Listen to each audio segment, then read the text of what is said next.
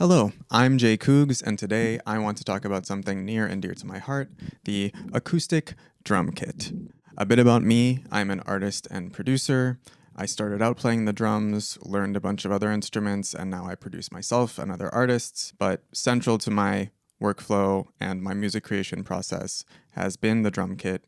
And I personally think the drum kit is an underutilized aspect in modern music production, and a lot of producers are sleeping on the creative potential of it. So today, this is going to be a sort of manifesto, if you will, of having a drum kit, yes, in your bedroom studio, yes, in your apartment. I'm in an apartment right now. I'm going to talk about how that works. We're going to get into it. So without further ado, let's begin. So early on in my production journey, I think I bought into a lot of myths around the drums. Mainly, it just seemed like wouldn't be a wise investment, not very practical. And so for the longest time, I was just programming drums using MIDI, but it just didn't feel like I was able to get what was in my head into my DAW as quickly as I wanted. I felt like I was sacrificing something. And so eventually I caved, bought a drum kit, and immediately it was like night and day. My workflow changed overnight, my music got better, and it just felt more like me. Another thing that I immediately discovered is that producing drums, recording drums, it's not that hard. I think a lot of people talk about it like it's this final boss battle of production or something, but really, with the technology that we have, you can get a pretty incredible sound from a decent mid-tier drum kit, even in a non-professionally treated room, such as the one that I am in right now. So I want to talk about that. Before I do, though, I want to get a little philosophical, actually. I want to talk about why. Why is a drum kit so special? What makes it a valuable part of modern music production? Why should anyone care? Well, I'll tell you. We all know it's here. AI music is going to be a thing. So the question is, what does that mean for me, for you, and for the listener? I believe it means increasingly music fans are going to want from artists something that AI can't produce. Personal identity is going to matter in music a lot more than it's mattered before. The fact is that any two artists can use the same splice loop or the same AI drumming tool, but no two individuals drum the same. Am I the best drummer in the world? Absolutely not, but my drumming is uniquely mine, and as a result, I see it as just as much a part of my personal musical identity as my own voice. And it doesn't end there. When you're drumming along to your own track, your brain and the way that you perform, it's going to interact with the song itself in a way that you're probably not going to be aware of, but nonetheless will be reflected in the performance. I'm talking about things like increasing in energy with your performance as your song does, or doing a specific type of fill that's the perfect fill for that exact moment in your song. This is the type of stuff that just happens automatically when you're drumming along. And no matter how good a loop that you find is, it's just never going to do these things. That leads me to my next point, which might surprise some people, but 9 times out of 10, for me, recording drums is so much faster and so much easier than using a drum machine or loops or MIDI programming. Just the fact that I can walk over to this drum set, I have a beat in my head and I can lay it down instantly in real time. Like, there's nothing more immediate than that. I prefer it immensely to programming drums. Now, I know that I can say this because I know how to play the drums. Obviously, for those of you who don't know the way around a drum kit at all, yes, of course, MIDI is going to be your best bet.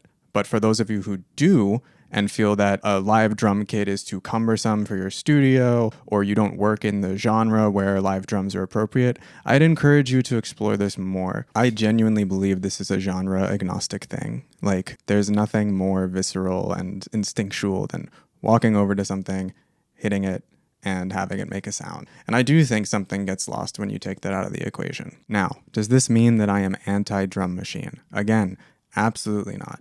I want to reiterate this for everyone watching. I am very pro drum machine. I'm very pro music technology. If there's one thing that I can't stand, it's this kind of like puritanism when it comes to producers or artists who think that like the only pure music is when you get old gear or some stuff like that. I truly do not believe that, right? And this is my point, which is that the live drum kit and modern drum technology, they do not have to be mutually exclusive. They can coexist. And often when they do, they're both improved.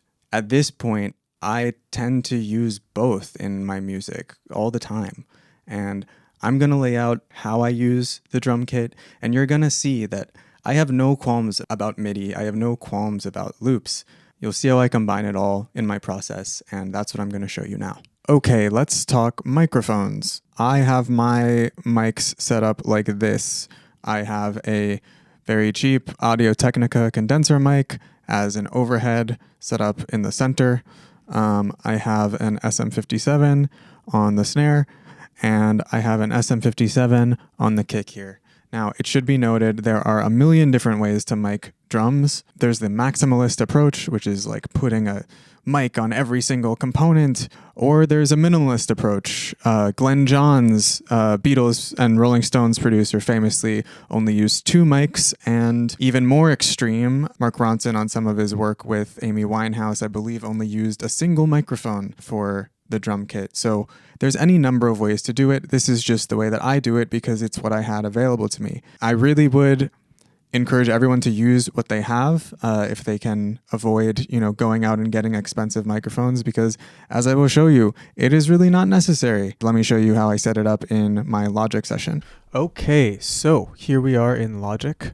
We are in an old version of a session for an upcoming track that I have that will be coming out at some point in the future. I don't believe this is fully mixed, but whatever, it sounds fine enough for the purposes of this video. As you can see here, this is the drum kit.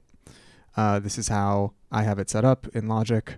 This was recorded right in this room with the microphones that I just showed you and the setup that I just showed you. And basically, this is where I want to reveal probably the single most important thing that I think everyone should know about recording drums in the year 2026 and beyond. The dirty little secret of drum recording is that a lot of the times the finished product that you'll hear in a song is not actually, the true live recording that someone has made of a drum. What exists and what is super helpful for bedroom producers is a type of plugin called a sample trigger, and this is the one that I use. It's called Stevens Slate Trigger 2, but there's a number of these out there. They all do the same thing. What they do is they take the waveform of your original recording and they basically trigger a different sample, one that was in all likelihood professionally recorded in, the most pristine space. And your waveform will match up with the sample that's being triggered. You can essentially change the entire sound of your drum kit with the click of a button. Now, this goes without saying that this is a unbelievably helpful tool when you're recording drums, because it means that you don't need to worry so much about getting the perfect recording. I talked about how my studio is not the best. This is by no means an acoustically treated space. I have foam on the wall, even though I learned later that that doesn't actually really do anything to mitigate low frequencies. I have a bunch of windows, which is super reflective, but I don't worry about it. And the reason is because of my boy, Steven Slate.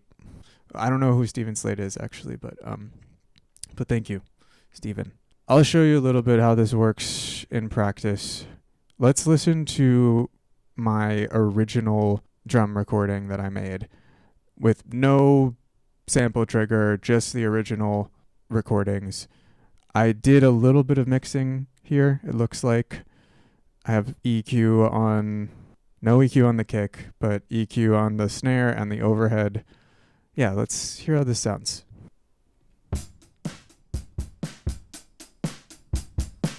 Okay.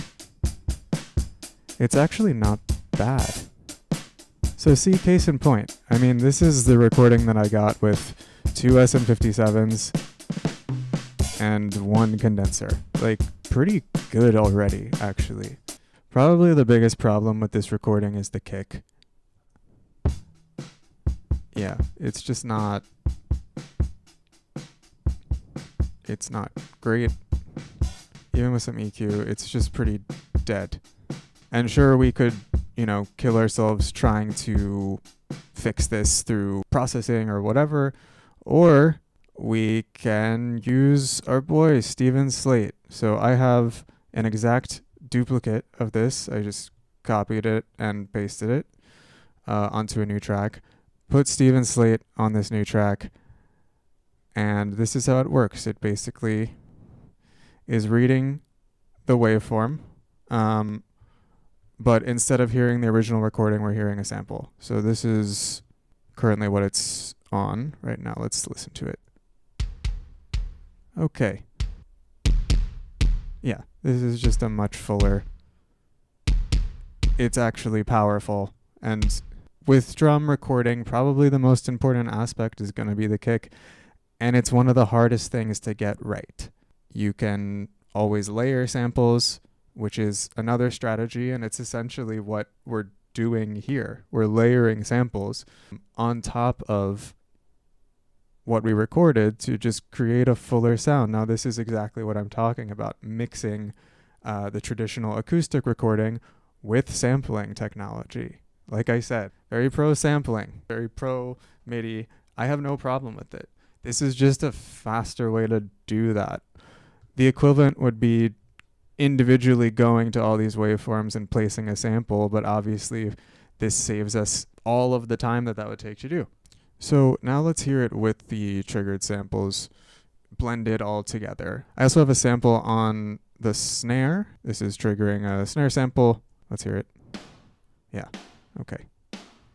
If you can hear that, that's a nice crisp snare on top of, what I already recorded. So let's hear it all together. And as you can hear, the kick is just so much fuller. This would have been such a headache trying to get right. And now it's pretty much there in terms of its ability to cut through the mix, which is really what you want the kick to do. Yeah, and let's hear it in the track. Changing of the seasons, be it sunshine, be it rain. In a search for a reason, there's some things I can't explain. It's the time of the bad guys, but that don't mean a thing to me.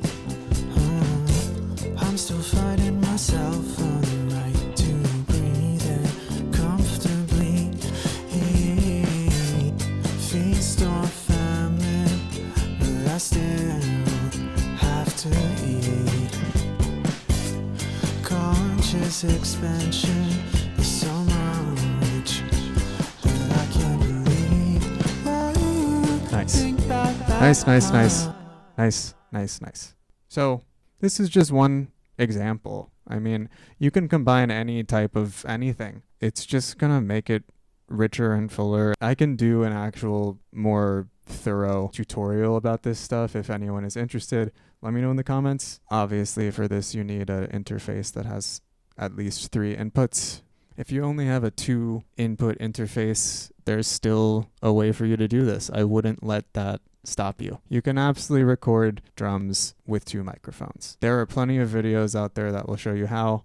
This is not one of them. So there you go. That's it, really. I hope that this convinced someone who was maybe on the fence to give adding live drums to their setup a chance. I'm gonna do this more, hop on here and give my thoughts on production and music and just my experience making music. So let me know if you have any questions about anything in the comments or anything that you'd like me to talk about next. And yeah, see you later.